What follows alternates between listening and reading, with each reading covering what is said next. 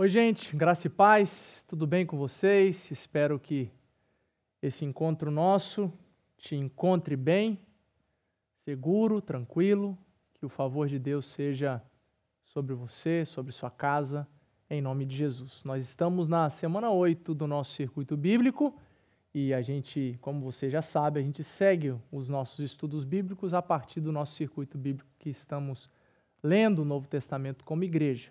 Queria orar com você, pedindo a Deus que receba o nosso coração, receba a nossa reflexão, que Ele abra o nosso entendimento, porque afinal hoje a gente vai falar sobre o Deus da graça. Vamos entender o que significa graça, vamos entender qual é a ideia que Deus tem a partir de Atos, o capítulo 15, o que Ele tem para nós sobre esse lugar, do que Ele é como Deus gracioso. Fica comigo nesses minutos que você vai descobrir aquilo que Deus espera de você e o que Ele quer da sua vida quando Ele se chama, quando Ele derrama sobre nós a sua graça e se considera e se intitula como Deus gracioso. Vamos orar?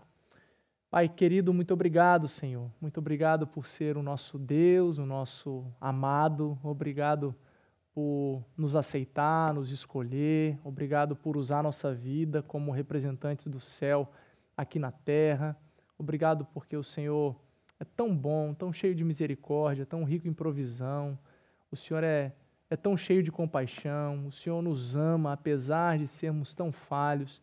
Muito obrigado, Senhor Deus. Nós declaramos o nosso completo amor ao Senhor, a nossa dependência do Senhor. Fala com a gente, abre o nosso entendimento, abre o nosso coração para ouvir do Senhor sobre nós. Nós oramos agradecidos em nome de Jesus. Amém. Amém. Que bom que você escolheu estar aqui hoje para a gente poder conversar. Eu fico sempre muito feliz e oro sempre para que, de fato, o Espírito de Deus alcance você, onde quer que você esteja, no tempo que você está aí buscando a presença do nosso Deus. Atos 15, eu vou ler o versículo 1 para falar um pouquinho do contexto para você e depois eu vou para o versículo 5, vou para o versículo 8 até o 11. Concílio é o concílio de Jerusalém, né? Porque aconteceu que alguns homens desceram da Judéia para Antioquia e passaram a ensinar aos irmãos de lá.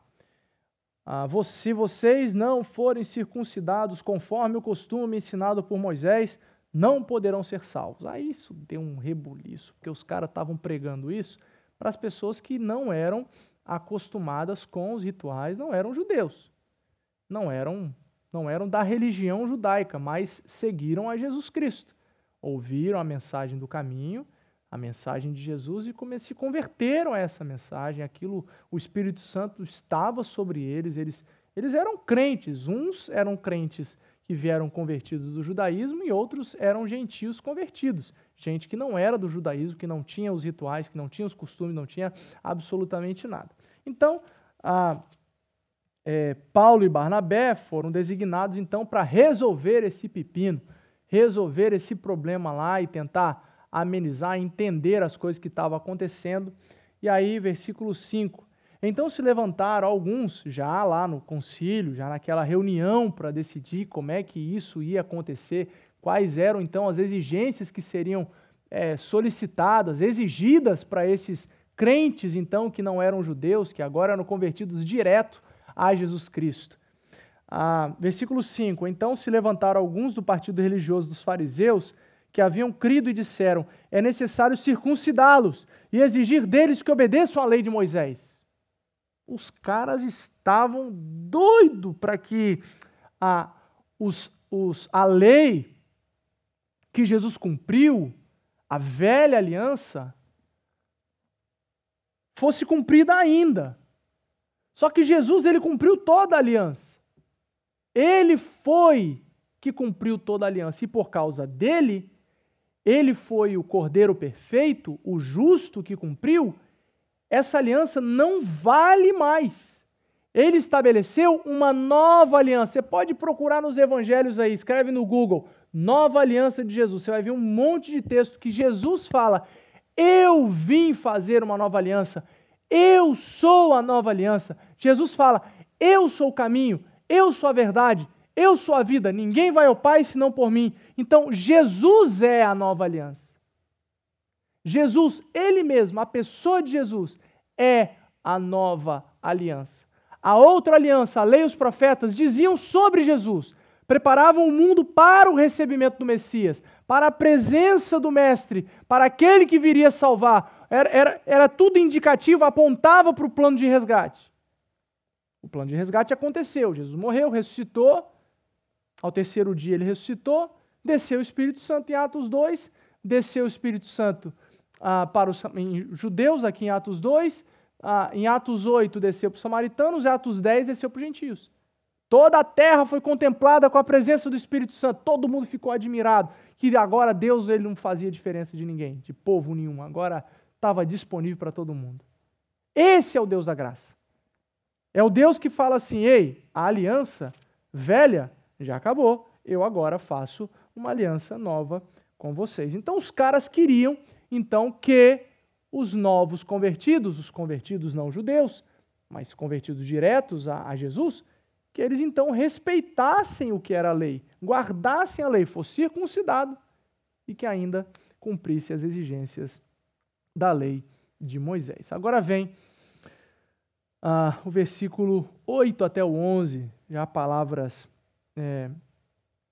de Pedro. Pedro, né? Pedro, sendo Pedro top demais. Versículo 8. Deus que conhece os corações, demonstrou que aceitou. De novo, Deus que conhece os corações, demonstrou que os aceitou, dando-lhes o Espírito Santo, como antes nos tinha concedido. Ele não fez distinção alguma entre nós e eles, visto que purificou os seus corações pela fé. Então, por que agora vocês estão querendo tentar a Deus, pondo sobre os discípulos um jugo que nem nós, nem nossos antepassados conseguimos suportar? De modo nenhum. Cremos que somos salvos pela graça de nosso Senhor Jesus, assim como eles também. Eu vou devagar aqui com você, para que a gente não perca nada do texto, nenhuma parte que o Senhor quer ensinar para nós hoje. Deus conhece os corações. Deus conhece o coração de todo mundo, seja crente, seja não crente, seja convertido, seja não convertido. Todo mundo Deus conhece o coração. Ele é assim, ele conhece. E demonstrou que aceitou esses caras que não eram judeus, que foram convertidos. Por quê? Porque sobre eles há o Espírito Santo. Pronto. Pedro está dando uma carteirada. Então, beleza. Como o Espírito Santo também aprovou a gente, como nossos corações também foi aprovado, ele desceu para nós. Então, desceu para nós e para eles, então nós somos iguais. Não tem diferença. Só porque eu era judeu, agora eu sou cristão. Ele era o que era, gentil, whatever o que ele era, e agora ele é cristão. Então, eu e ele somos a mesma coisa em Deus. Por quê? Porque nós temos o mesmo selo, nós temos a mesma presença. A presença de quem? Do próprio Deus, o Espírito Santo, habitando em nós. Agora ele não habita mais em casas feitas por mãos de homens, agora ele mora dentro de nós. Versículo 9, ele não fez distinção entre nós e eles, e purificou o coração deles pela fé. Irmãos, o nosso coração é purificado e transformado mediante a fé que nós temos em Jesus. Com o recebimento do Espírito Santo, nós temos o poder de enxergarmos coisas que a gente não enxergava, inclusive o nosso coração pecaminoso. Agora que nós temos o Espírito Santo, mediante a fé, o Espírito fala para a gente quando a gente vai quase pecar. Quando a gente vai quase pecar, o Espírito Santo já está pé no nosso ouvido, gritando. Aí peca se quiser, irmão. Porque o Espírito Santo avisa. Ele avisa. Ele avisa, você sabe que ele avisa. Você que é crente, você que tem o Espírito Santo, você que já entregou sua vida para Jesus, você sabe que ele avisa. E inclusive avisa depois que você pecou ainda. Avisa antes, avisa durante e avisa depois. Há um mal-estar no seu coração que você não explica, mas você sabe que ele existe. E você ainda resiste tantas vezes. É o Espírito Santo de Deus falando, olha, pessoal, ei, presta atenção, não faz isso. E você faz o que você quer. Lá quando Estevão, capítulo 7 de Atos, quando Estevão estava sendo questionado sobre o que ele estava fazendo, no discurso dele, ele falou assim, ó, vocês são obstinados, falando para o povo religioso, vocês são obstinados e sempre rejeitaram o Espírito de Deus. Sempre rejeitaram. O Espírito fala e a gente aceita, ouve ou não. No caso aqui, Pedro está falando, nós, assim como eles, fomos purificados pela fé. Então, por que agora vocês estão tentando forçar eles a cumprirem uma coisa que nem vocês, nem os nossos antepassados cumpriram? Ah, mas é porque sempre foi assim. Gente, isso é uma desgraça na vida da igreja. Sempre foi assim, não existe, gente. Sempre foi assim, não é doutrina. Sempre foi assim, não é bíblico. Sempre foi assim, é coisa de homem. Ah, sempre foi verde a parede, agora é preta, e aí? Sempre foi amarela, um amarelo poste aqui, agora é preto, e aí? Sempre foi 9:30 o culto, agora é 10, e aí? Sempre. Isso não tem nada a ver com o Evangelho, isso não tem nada a ver com Jesus, isso não tem nada a ver com o cristianismo. Somos nós querendo pesar as pessoas porque a gente gosta de pesar, a gente gosta de fazer o que a gente gosta de fazer, a gente gosta que as pessoas façam aquilo que a gente acredita que é melhor para o mundo inteiro, sendo que para o outro, de repente, não é tão bom assim do jeito que você acredita. Por isso que você precisa ser estratégico na pregação do Evangelho, tem que ser devagar, tem que dar tempo para as coisas. Nós cremos que somos salvos pela graça. Versículo 11. Somos salvos pela graça de nosso Senhor Jesus Cristo, assim como eles também. Assim como os judeus convertidos, e Pedro, judeu convertido, e aqueles outros que se converteram, que eram gentios, os dois criam da mesma maneira, que são salvos por Jesus, pela graça de Deus. Não é a lei que salva mais. Na verdade, a lei nunca pôde salvar, só Jesus salva. Eu aprendo algumas coisas com esses textos. Primeiro, que Deus quer o coração, nunca o hábito religioso. Cuidado com o que você faz para Deus ou em nome de Deus. Deus não quer que você faça coisas para Ele. Deus quer que você seja dele.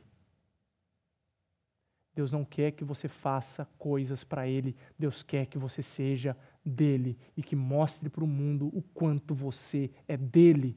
E quando você é dele, as coisas que você faz são para ele e por causa dele. Aleluia! É a presença dele em você, mostrando para o mundo que ele é real. Segunda coisa que eu aprendo. Deus gera paz. Deus gera paz. O tempo todo. No coração das pessoas. Mas ele quer prioridade. Deus não é recurso. Deus não é para que você se sinta bem. Deus é Deus, Ele é Rei, Ele é Senhor, Ele quer que você o priorize. No final das contas, os caras no concílio resolveram falar assim, olha pessoal, então, versículo 19, aqui já é Tiago falando, julgo que não devemos pôr dificuldades aos gentios que estão se convertendo a Deus. Ao contrário, devemos escrever a eles, dizendo-lhes que se abstenham de comida contaminada, dos ídolos, da imoralidade sexual, da carne de animais estrangulados e do sangue. Gente, não vamos botar dificuldade para as pessoas que estão se convertendo, não. Não vamos botar dificuldade por causa do jeito, do estilo, por causa da forma, por causa do jeito que fala, do jeito que se veste. Não vamos botar dificuldade, não. Só vamos pregar a palavra, vamos falar para ele, gente, imoralidade sexual não tem nada a ver com Deus. Ficar coisas de higiene. A lei de Deus tinha tudo a ver com higiene também para o povo, né? Coisa de saúde. Então, animais estrangulados, contaminar com ídolos, essas coisas. Gente, vamos para o básico. Gente, preserva a atitude, vive como Deus, aquilo que Jesus ensina, seja como Ele, pronto. Ele quer prioridade, gente. A gente não pode botar dificuldade. A gente tem que gerar paz nas pessoas por causa de Jesus e falar, olha, gente, prioriza Jesus, que essa paz nunca vai abandonar você. Sempre deve haver entrega do nosso eu para que as outras pessoas sejam cuidadas. O Deus da graça não é um Deus de graça. A graça que recebemos não foi de graça. Ela custou a vida do meu mestre. O que eu vivo em resposta a essa graça de Deus é uma vida transformada. Então, o que Deus quer de mim é o meu coração. E Ele só vai ter o meu coração quando eu me rendo, quando eu me entrego. Do contrário, eu só vou viver religião. E não adianta você falar que você vive na era da graça, no tempo da graça, ou no Deus da graça, se sua vida não muda nada. Você não conhece Jesus.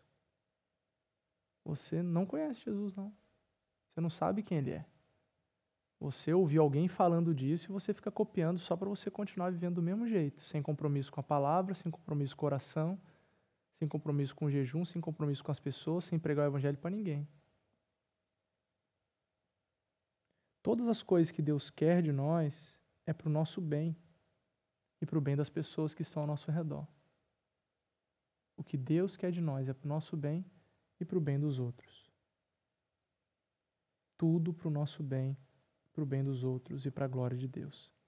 O Deus da graça é o Deus que nos aceita do jeito que estamos e deseja que sejamos transformados pela presença dEle, pelo jeito que Ele nos aceita. A gente precisa pregar isso para as pessoas. A gente precisa ganhar pessoas para Jesus. A gente precisa chamar os nossos amigos para conhecer Jesus, através do nosso exemplo daquilo que falamos.